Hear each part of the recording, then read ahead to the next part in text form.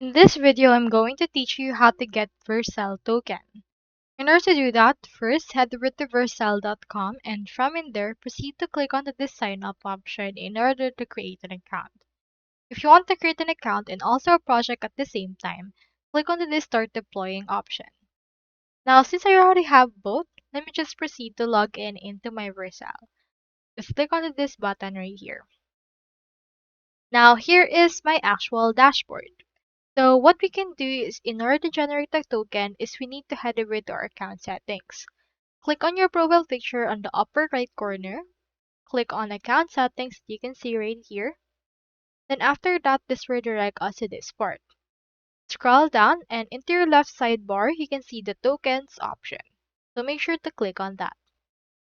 Now from in there you can see the create token option. Input right here the token name. So for example, let's name this agent.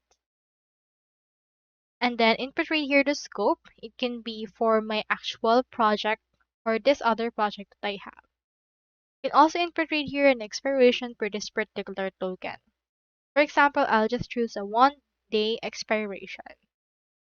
After that, click onto this create option and then a token will be presented. So click on done if you already copied it. So you can also see in here the actual tokens that we have, and if you want, you can also delete particular tokens by clicking onto the three dots and clicking on delete. If you want to open it again, there's actually no way because you can just click on this right here and then get it from there. So once you have created a token, make sure that you already copied the token provided to you, or else you won't be able to see it again. So that's all there is today, and I hope this video actually helped you out with everything you need.